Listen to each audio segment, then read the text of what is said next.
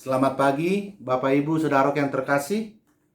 Bertemu kembali di pagi hari ini untuk bersama-sama merenungkan firman Tuhan dan melakukan segala tugas tanggung jawab kita. Mari kita bernyanyi dari Kidung Jemaat nomor 375 ayat yang pertama. Saya mau ikut Yesus. Saya mau ikut Yesus. Saya mau ikut Yesus sampai selama-lamanya. Meskipun saya susah menderita dalam dunia, saya mau ikut Yesus sampai selama-lamanya. Mari kita ambil sikap berdoa. Tuhan Allah Bapa di surga, kami berterima kasih atas kehidupan yang boleh kami nikmati di pagi hari ini. Sungguh karunia yang tak ternilai harganya. Ajari kami Tuhan untuk membaktikan hidup kami hanya demi kemuliaan. Saatnya kami mendengarkan firman Tuhan. Kiranya kuasa Roh Kudus-Mu memberi kami kemampuan memahami, terlebih kekuatan melakukan firman-Mu. Inilah doa kami dalam Yesus Kristus. Kami berdoa dan bersyukur. Amin. Firman Tuhan yang menjadi renungan bagi kita pada pagi hari ini dari 1 Petrus pasal 4 ayat 14. Demikian firman Tuhan.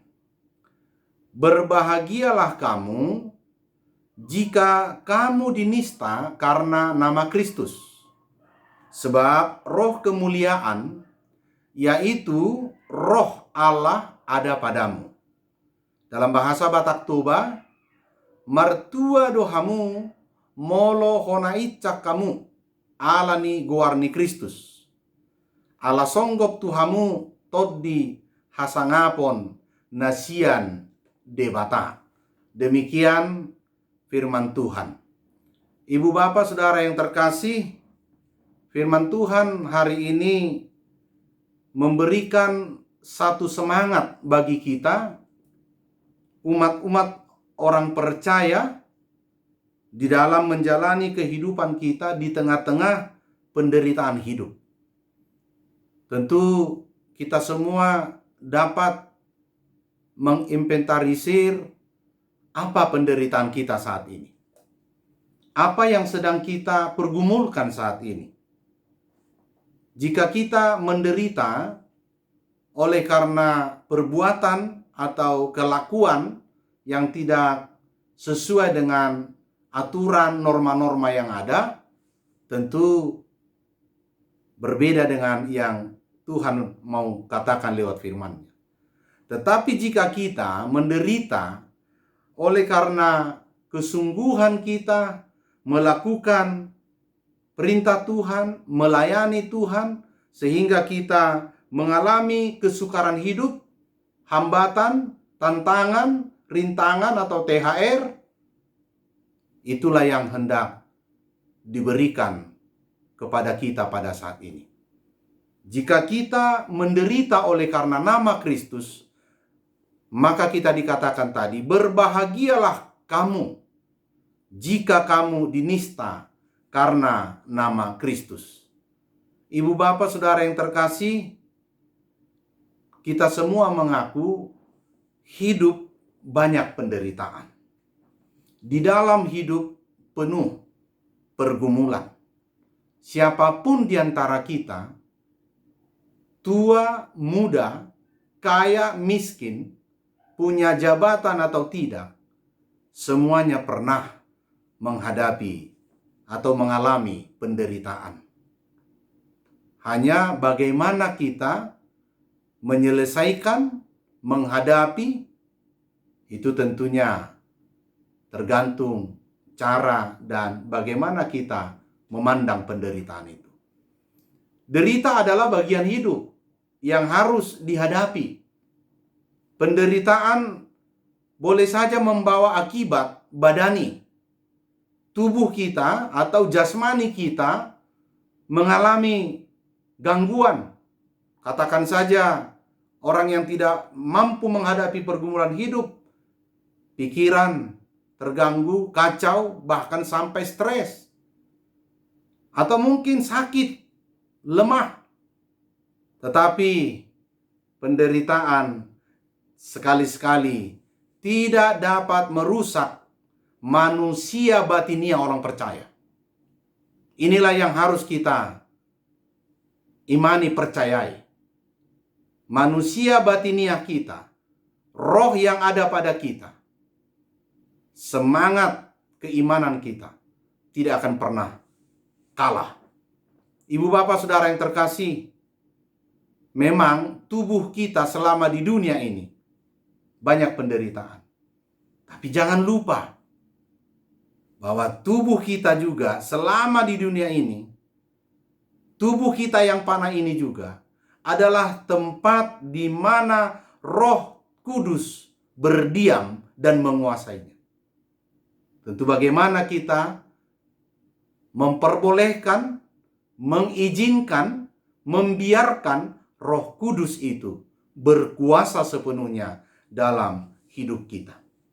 Kalaupun kita menghadapi ancaman, tantangan, dan masalah, tentu sebagai orang percaya, ibu bapak saudara yang terkasih, kita harus juga menyikapinya. Perspektif kita memandang penderitaan itu harus berubah. Bahwa tidak selamanya penderitaan itu akan menjadi masalah. Namun coba kita belajar dari firman Tuhan hari ini.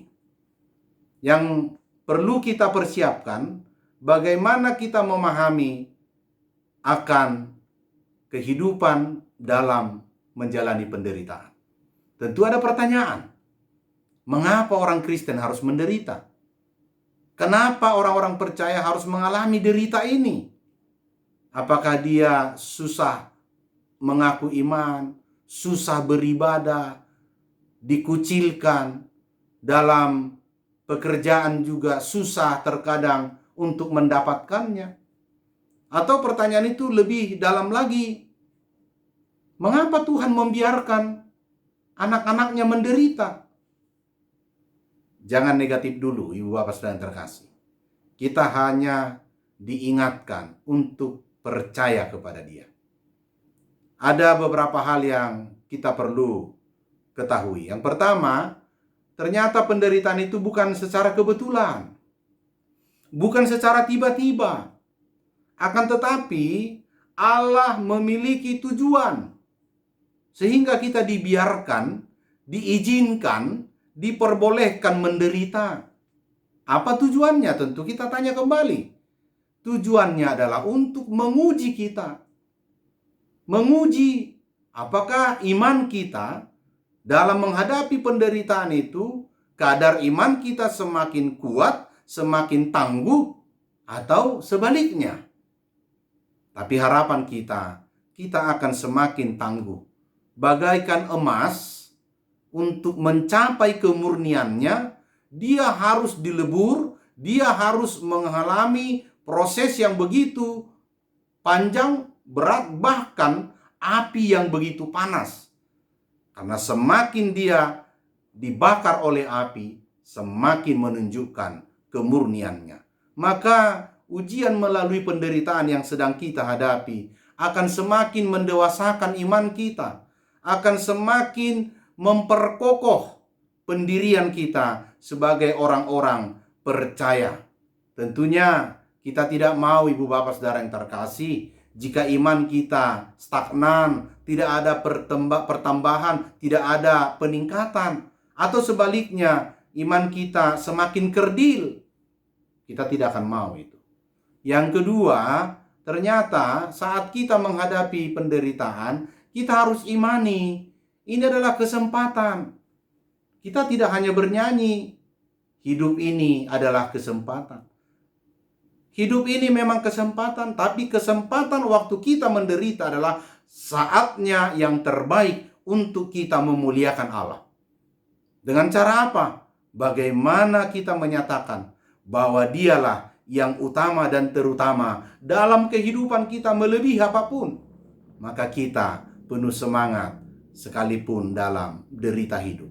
Yang ketiga, jika kita menderita oleh karena iman, itu artinya kita telah ikut menderita. Kita telah ikut ambil bagian bersama-sama dengan Kristus di dalam penderitaannya. Sebagaimana tertulis dalam Roma 8 ayat 17 bagian C, dikatakan seperti ini. Jika kita menderita bersama-sama dengan Dia, supaya kita juga dipermuliakan bersama-sama dengan Dia. Itulah yang membuat kita bersemangat. Karena dengan penderitaan itu, kita telah bersama dengan Kristus di dalam penderitaannya dan dimuliakan bersama juga dengan Dia.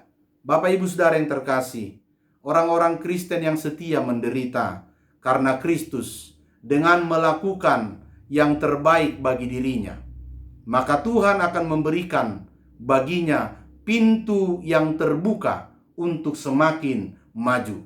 Dan dengan kesetiaan yang demikianlah, maka kita akan memperoleh roh yang unggul, yaitu roh kekuatan, Roh Kudus yang memimpin kita. Ingat cerita Daniel. Semakin dia diperhadapkan dengan penderitaan, bahkan kematian sekalipun, semakin menyala-nyala keberanian dan kesaksiannya. Maka dengan demikian, setiap orang yang mengenal Allah dan orang-orang yang percaya akan diperhitungkan. Untuk itu Ibu Bapak Saudara yang terkasih, orang-orang yang melangkah bersama Roh Tuhan pasti berbeda hidupnya. Dia akan dipenuhi sukacita, damai sejahtera, pengharapan, kasih, dan tidak pernah surut dalam kondisi atau situasi apapun. Dan pancaran kasih Kristus akan selalu kita sebarluaskan kepada setiap orang. Maka melalui firman Tuhan hari ini, tetaplah semangat di dalam iman kepercayaan kita. Ketika kita mengatakan saya mau ikut Kristus meskipun menderita, tapi kita percaya kita punya pengharapan bahwa hidup bahagia telah disediakannya. Bertahanlah dan setialah, maka Tuhan akan memberimu mahkota kehidupan yang abadi. Amin. Kita berdoa. Terima kasih Tuhan atas sapaan firman-Mu. Sungguh menjadi semangat, kekuatan yang luar biasa bagi kami. Bahwa hidup kami harus menghadapi penderitaan oleh karena nama-Mu, oleh karena Injil-Mu, oleh karena iman percaya kami. Tapi firman hari ini telah meneguhkan kami bahwa ketika kami menderita, kami adalah orang-orang yang berbahagia, menderita oleh karena nama Kristus, karena Roh Kudus, Roh kekuatan akan memampukan kami menghadapi seluruh ancaman, tantangan, rintangan atau hambatan apapun dalam hidup ini. Terima kasih Tuhan atas firman-Mu. Sungguh kami percaya hari ini Tuhan akan memberkati kami, menyertai kami, melakukan seluruh tugas-tugas kami. Juga dalam harapan-harapan kami, hanya Engkau yang boleh Tuhan untuk menyatakannya. Untuk itu kami serahkan seluruh saudara-saudara kami, jemaat-Mu dimanapun berada, dari yang kecil hingga orang dewasa. Berkati Tuhan dalam setiap gerak-gerik kehidupannya. Biarlah kami ketika beraktivitas di rumah atau di tempat dimanapun kami dapat bekerja, melakukan segala kegiatan kami, Tuhan memberkati kami. Inilah doa kami Tuhan, ampuni segala dosa kami, agar kami layak menerima berkat-Mu. Dalam Yesus Kristus, Tuhan dan Juru Selamat kami yang hidup, kami berdoa dan bersyukur. Anugerah Tuhan kita Yesus Kristus dan kasih Allah Bapa, serta persekutuan dengan Roh Kudus, kiranya menyertai saudara sekalian. Amin. Selamat bekerja dan menjalani hidup hari ini dituntun oleh Roh Tuhan, dan tetap jaga kesehatan. Tuhan memberkati. Horas.